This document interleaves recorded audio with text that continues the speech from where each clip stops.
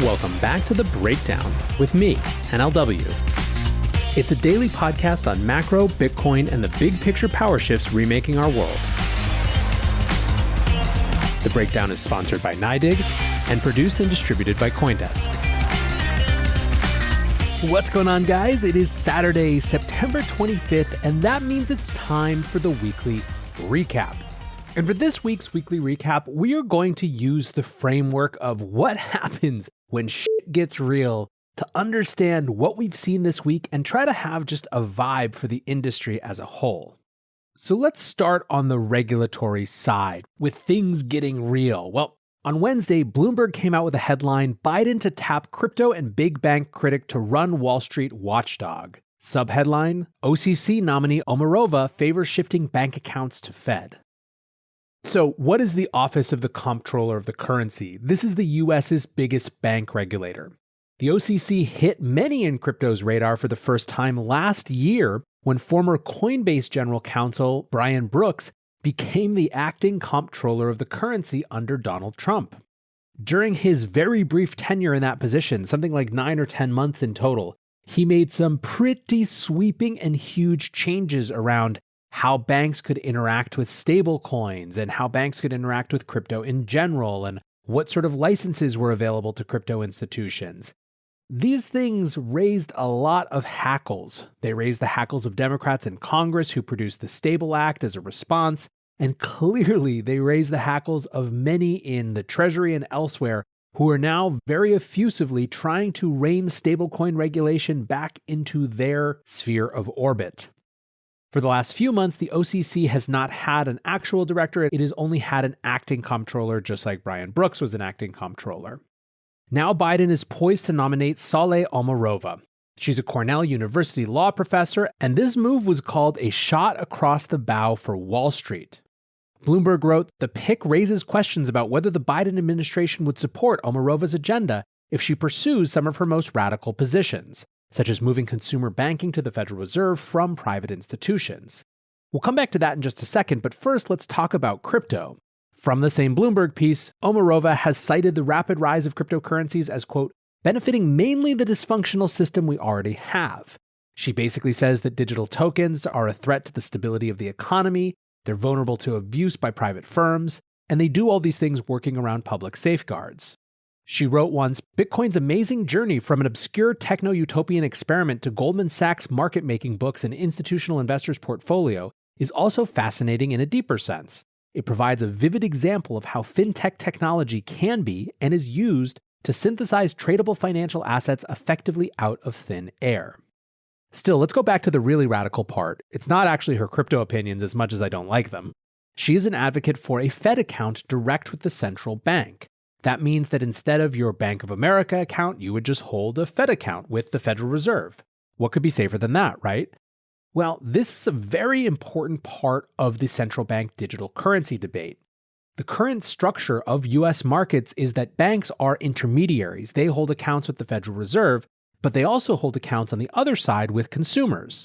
One of the existing banking industry's biggest concerns about a central bank digital currency, a digital dollar, is that it would do an end run around them. It would eliminate them as an intermediary and give people a direct account with the Fed that they would choose over bank services.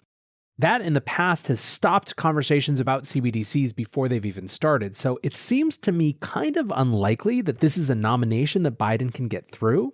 This is a role that has to be confirmed, but someone who wants to, quote, end banking as we know it is likely going to come up against a lot of entrenched opposition. Like I said, shit's getting real.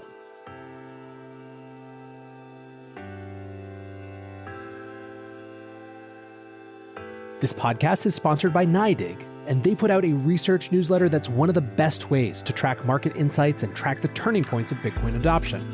Sign up at NYDIG.com/NLW. That's NYDIG/NLW. Let's also talk about shit getting real at the Messari conference, where the SEC supposedly served a subpoena to one of the speakers just before they got on stage. This was reported by one attendee, Slava Rubin, who is the co-founder of Indiegogo and now works on another alternative asset investing platform called Vincent. and was later confirmed by Ryan Selkis, the founder of Messari and the host of the Mainnet conference. As Jake Chervinsky pointed out, this was either because it was a foreign national who was hard to get to otherwise, or because the SEC wanted to intimidate the industry. On Tuesday, SEC Chair Gary Gensler also gave a webinar with the Washington Post that was called The Path Forward and was all about cryptocurrencies. It was, as I said earlier this week, an entrenchment of his positions, if not something new and different. I will say that the newest thing was a new set of incredibly tired analogies. Stablecoins are poker chips at the casino. He doesn't want to see a spill on aisle 3. And the Wild West. Of course, you can never have a conversation about crypto without referring to it as the Wild West. Still, it wasn't really this speech that got people annoyed this week with Mr. Gensler, but a couple of video clips that went viral in our little community. The first was the juxtaposition of Gensler's words in 2021 as he was testifying before the Senate a couple weeks ago, where he seemed to parrot Jay Clayton saying that almost all cryptocurrencies were securities, versus his own statements recorded in 2018 at his MIT class. Let's listen. Here he is talking with Senator Pat Toomey. Not all cryptocurrencies are inherently securities, right? That's true. There are a small number that aren't, but I think that, as Chair Clayton said when he was in front of Congress, I think very many of these facts and circumstances are investment contracts. And so if it doesn't meet the Howey test, it looks to me like it's not a security. Now, maybe you've got a good argument for why some are and some aren't. My whole point is, I think we need to have clarity on this. I think you should publicly disclose this. Apparently, there are private conversations where you work with people who are proposing particular structures and you give them advice, or your staff gives them advice. I just think we ought to have that publicly, and we certainly shouldn't be taking enforcement action against somebody without having first provided that clarity. Some of these tokens have been deemed to be commodities. Many of them are securities. I see my time has expired, Mr. Chairman. Okay, this is about what we expect. All cryptos are securities. We've heard that a lot from him. But then here he is in his class in 2018. So we already know in the U.S. and in many other jurisdictions that 3/4 of the market are not ICOs or not what would be called securities. Even in the U.S., Canada, and Taiwan, the 3 jurisdictions that follow something similar to the Howey test that we've talked about, 3/4 of the market is non-securities. It's just a commodity, a cash crypto. So you'll hear debates about initial coin offerings and what's a security and what's not a security. Relevant and important debate. But for 3/4 of the market, it's not particularly relevant as a legal matter, as a regulatory matter. So what, one might ask, changed in the 3 years where he's sure now that those 3/4 of cryptocurrencies that were commodities before are definitely no longer commodities and have become, by the transubstantiative properties of him becoming the SEC chair, securities? There was another recent video clip, however, that had people even more flummoxed. What I want to talk about is savings. Start saving early and save often.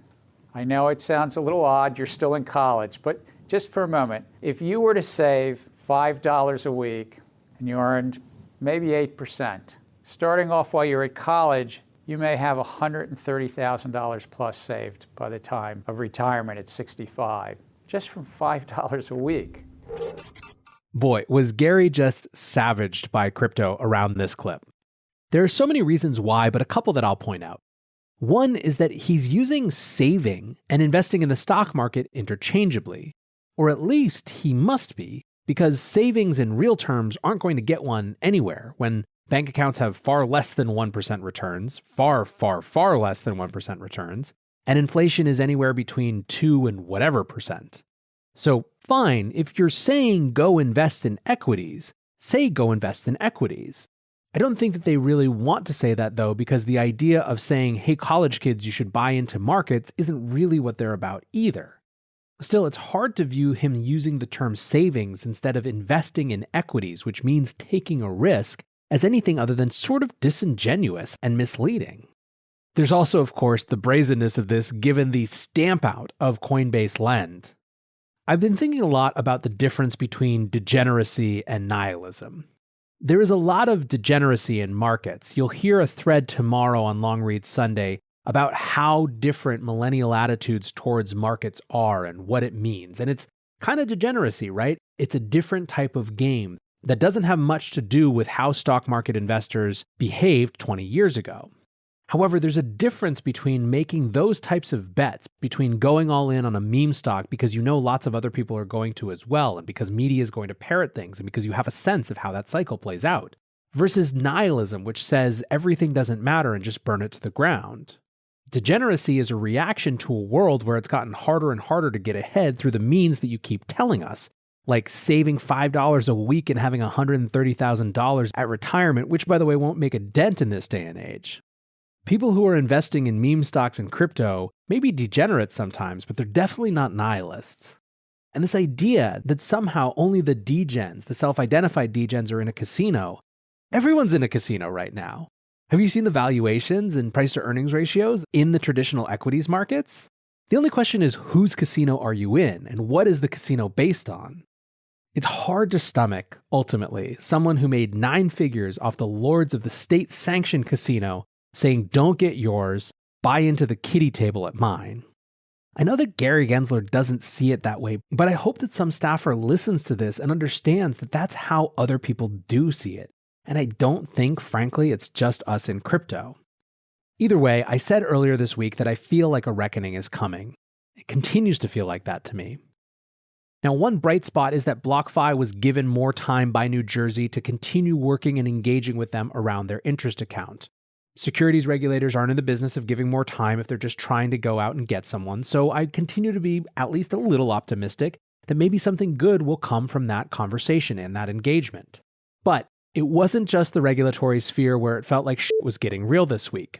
Another side of getting real this week is the NFT space, and now, of course, some of that is some massive funding rounds. You had SoRare raise $680 million, Dapper Labs raise another $250 million. In fact, the integration of NFTs with sports and entertainment is happening so fast as to be almost unimaginable and to some extent potentially irreversible. But the Snoop Doggy Dogg outing himself as an anonymous NFT account whose threads people loved is something different entirely. There is a cultural moment, a cultural integration there. And I'm not saying that everyone will buy what he's selling, but frankly, cultural movements have started with less. And I think it's evidence that in some parts of the celebrity and traditional celebrity world, these NFTs are just part of that landscape now. There are many other examples of things getting real this week, though. Things are definitely getting real in enforcement. Coinbase has done a deal with ICE, dreaded, much maligned, frankly hated ICE, and people are not happy about it. I think the most credible thing to me that I've seen people ask is, when you're making $6 or $7 billion a year, why would you care about a $455,000 contract with the least loved, most controversial agency in the law enforcement space in the US? There's also Chainalysis, who were outed as the owner of a Block Explorer site that had been scraping IP addresses for suspicious activity. And then, of course, there was the Treasury's OFAC, Office of Foreign Asset Control, sanctioning and blacklisting an entire exchange, Suex.io, for the first time. This is definitely just the beginning, I believe, of enforcement actions getting real, and it's pretty clear to me that we're going to be seeing a lot more of that in the months to come. Things are very real going with this theme in El Salvador, and I think it's pretty soon time for me to revisit that and try to parse out what people on the ground actually feel versus what's just bluster one way or another. But either way, there is no doubt that law is in effect. It's been in effect for a couple weeks now. Bitcoin is in El Salvador. Things are real. And finally, things are getting real in broader markets. This week we've had the whole Evergrande scare, and while it seems to have come to nothing so far, it lurks over the corner as an example, a totem of many sort of debt-based crises that could come to the fore in the future. It's getting real with the Fed. This taper seems like it's actually coming. It's actually going to happen. How will markets react when it does? Will they be able to handle it? Will they throw another tantrum? It seems like we might find out as early as next month. Either way, guys, like I said, theme of the week is shit is getting real. And as it does, I appreciate you hanging out. Let's get real together. Until tomorrow, guys, be safe and take care of each other. Peace.